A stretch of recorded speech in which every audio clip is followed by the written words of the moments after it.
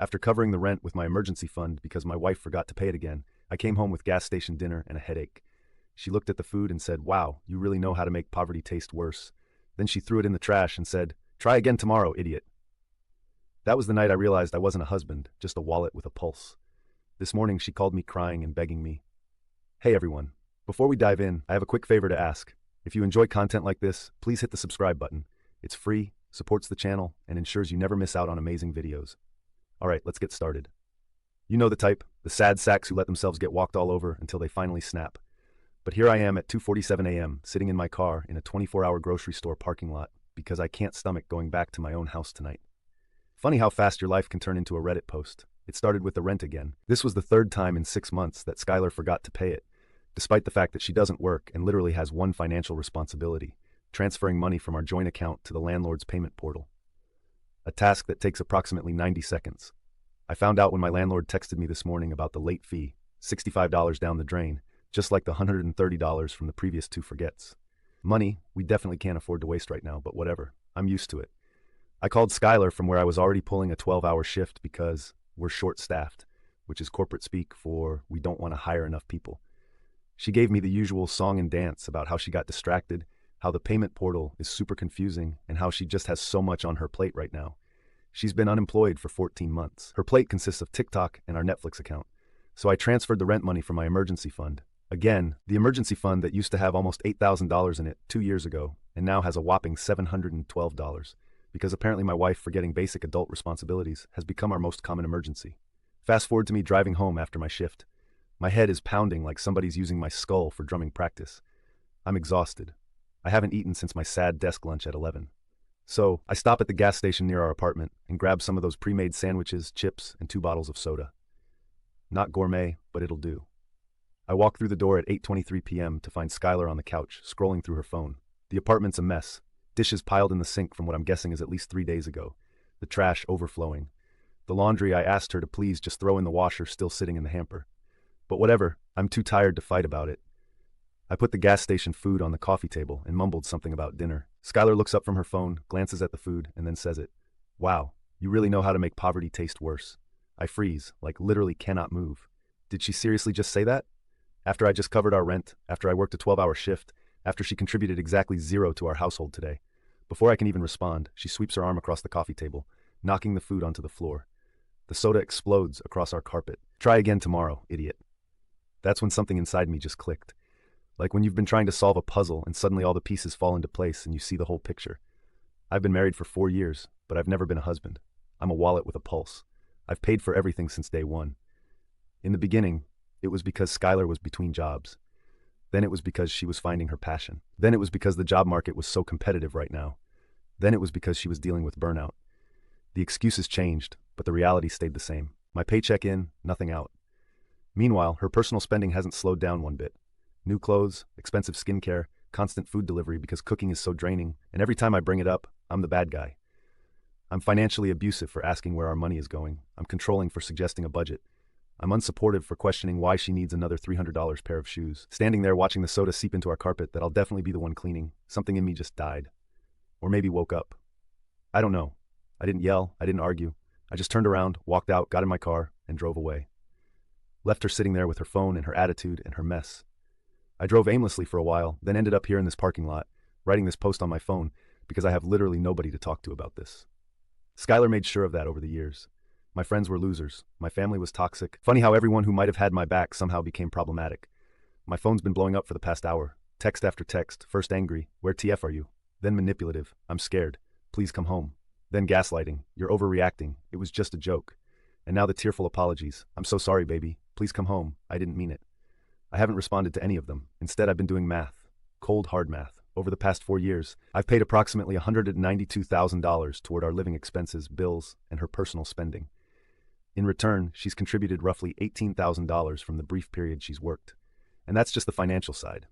I won't even get into the emotional labor, the housework I do despite working full-time, the constant walking on eggshells, the friends I've lost, the family events I've missed, the dreams I've put on hold. I think I've been in denial for 4 years, telling myself things would get better when she found the right job, when we had more money, when she was less stressed. When? But tonight, watching her throw perfectly good food in the trash while calling me an idiot, I finally saw the truth. There is no when. This is it. This is who she is.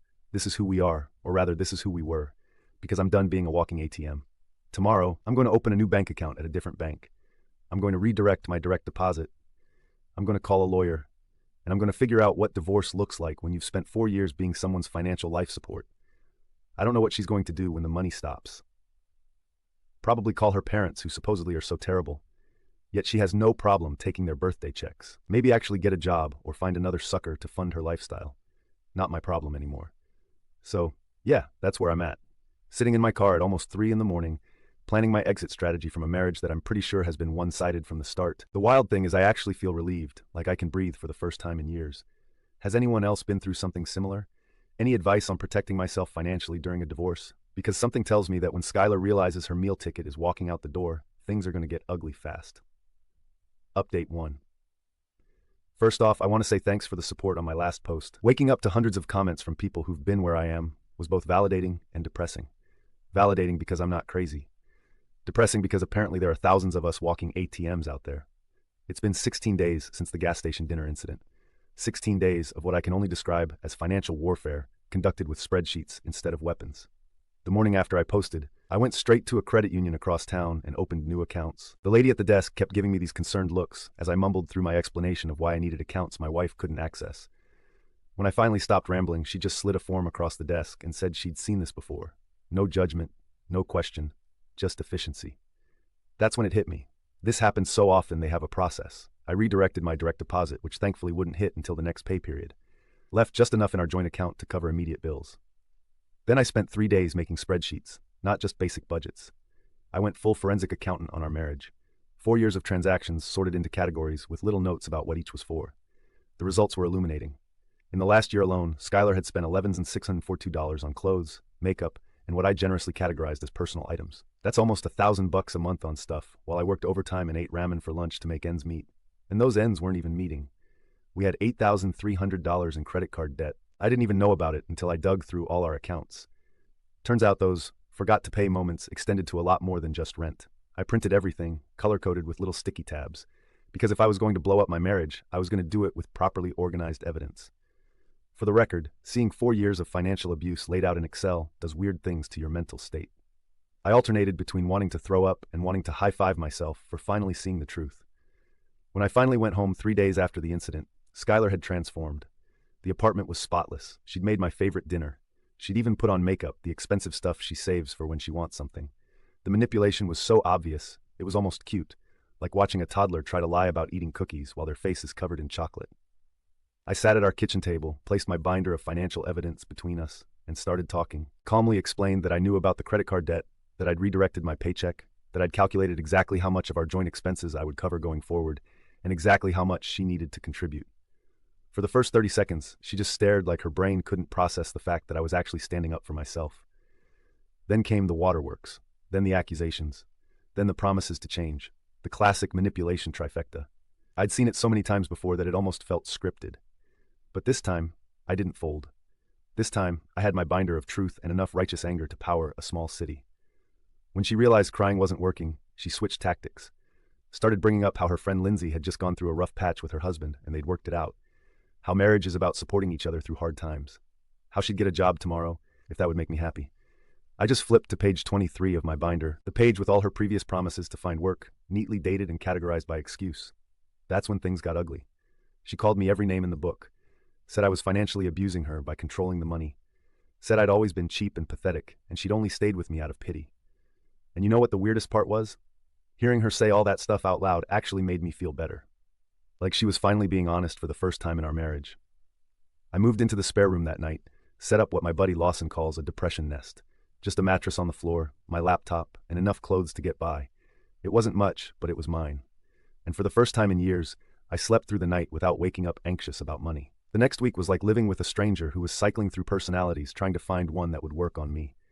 One day she'd be sweet and apologetic, making coffee and asking about my day.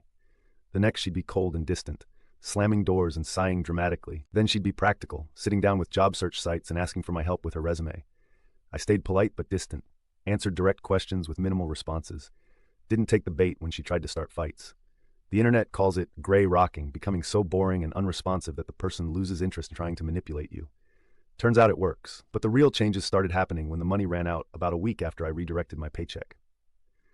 Her credit card got declined while trying to order delivery. I was in the spare room, but could hear her on the phone trying different cards, getting increasingly frustrated. The next day, she tried to buy something online and apparently had the same problem. That afternoon, I got a calendar notification that our car insurance was due, something she'd always handled with our joint money, except now there wasn't enough in that account. Reality was setting in, one declined transaction at a time. She cornered me in the kitchen 2 nights ago, demanding to know what I'd done. I calmly explained that I was now paying exactly 50% of our shared expenses: rent, utilities, groceries, and car insurance. Nothing more, nothing less. If she wanted spending money, she'd need to contribute. For a minute, I thought she might actually hit me. Her face went through this fascinating transformation: shock, disbelief, rage, calculation, and finally defeat. All in about 15 seconds. Yesterday morning, I woke up to find a note on the kitchen counter saying she was going to stay with her friend Aurora for a few days to think about things. She took her laptop, makeup, and enough clothes for a week. And you know what? The apartment feels bigger somehow. Like her anger and entitlement had been taking up physical space that I can now breathe in. I'm not naive enough to think this is over.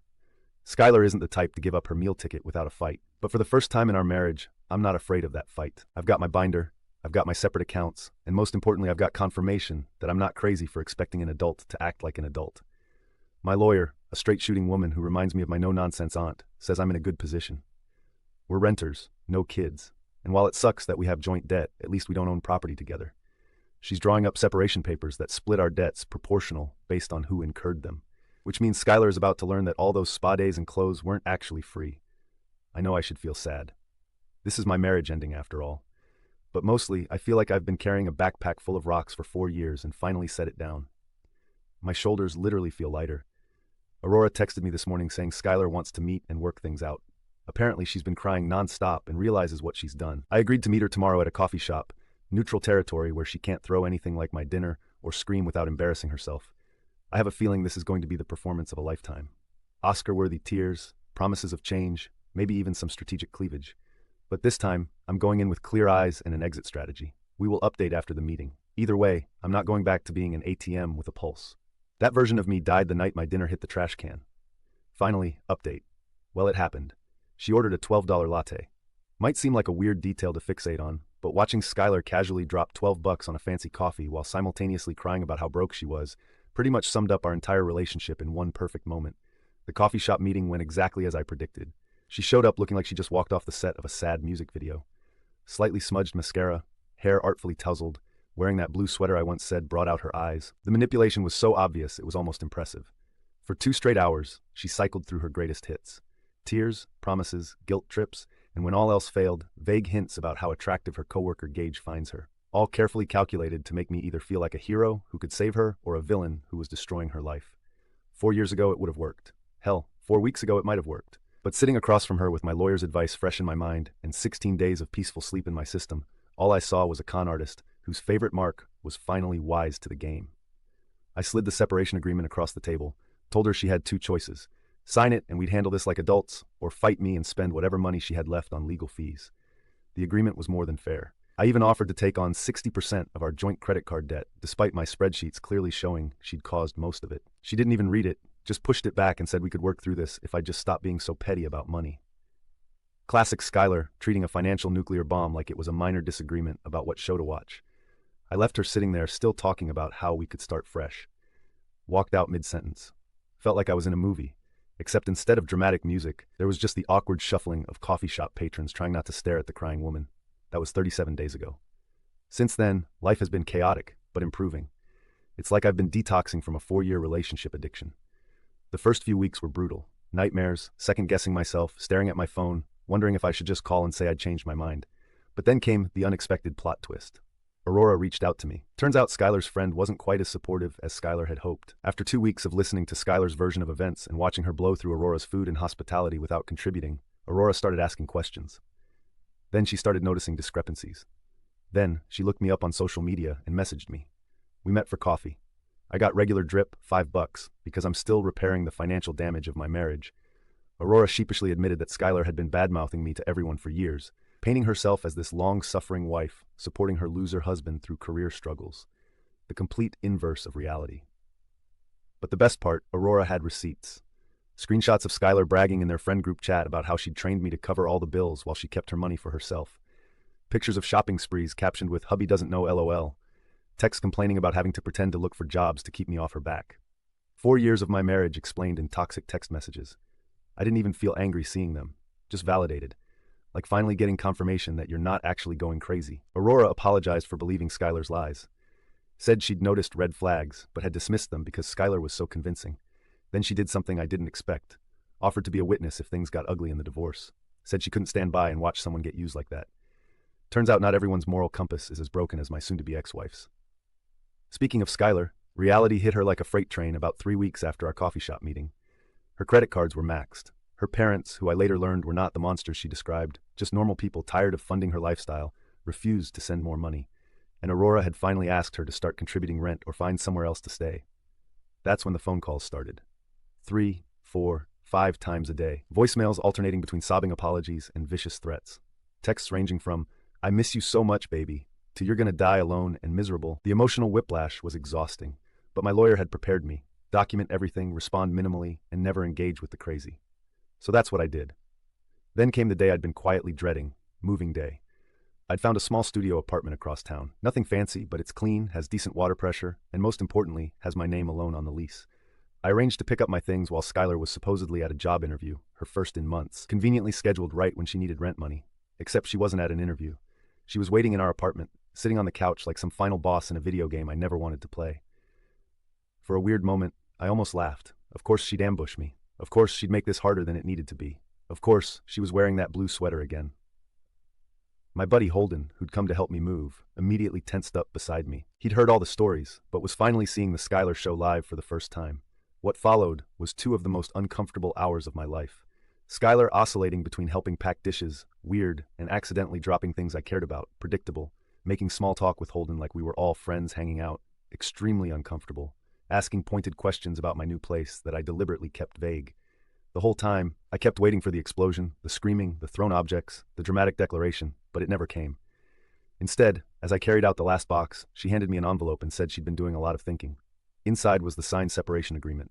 No changes, no negotiation, just her signature on every flagged line. I stood there staring at it like it might explode in my hands. After weeks of fighting me on every point, she'd just given in.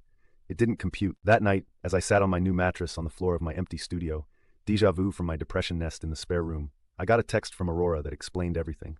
Apparently, Skylar had met some guy at a bar, some guy with a nice watch and a fancy car, who thought her stories about her controlling ex were just so sympathetic. Some guy who'd already offered to let her stay at his place until she got back on her feet. She'd found herself a new ATM, and suddenly divorcing me as quickly as possible was in her best interest. I should have felt relieved, and part of me did, but another part felt this weird impulse to warn the poor bastard, to show him my spreadsheets and screenshots to save him from what I'd just escaped. I didn't, though. Some lessons you just have to learn the hard way. The weeks since have been strangely normal. I go to work, I come home to my small but tidy studio. I'm slowly rebuilding my emergency fund, up to $1,012 now. I'm learning to cook beyond my basic bachelor skills. I downloaded a budgeting app that doesn't make me want to throw my phone across the room. The divorce was finalized last week. No drama, no court appearance, just paperwork and a sense of surreal emptiness when I saw the word dissolved stamped across what was once the most important commitment of my life. I wish I could end this with some profound wisdom, but the truth is I'm still processing, still having moments where I reach for my phone to text her about something funny. Still waking up confused when I don't feel her on the other side of the bed. 4 years of habits don't disappear overnight, but I'm also finding parts of myself that had been dormant for years. I rejoined my old gaming group. I'm talking to my sister again. I bought concert tickets without calculating how many ramen dinners I'd need to eat to offset the cost. Last night, I ordered takeout. Not the fancy kind, just basic Chinese food from the place down the street. And as I sat on my secondhand couch, eating orange chicken straight from the container while watching YouTube on my laptop, I had this moment of perfect, ordinary contentment. No one was judging my food choice. No one was spending money we didn't have. No one was making me feel small for existing. I wasn't rich or particularly successful or even fully healed, but I was free. And in case you're wondering, yes, I tipped the delivery guy 20%, because some of us understand the value of other people's work. That's it for updates unless something truly crazy happens. Thanks for listening, Reddit. Who knew that gas station dinner would end up changing my entire life? Like today's story? A super thanks helps me keep bringing you the best daily content. Your support means I can keep doing what I love. Thanks for being awesome.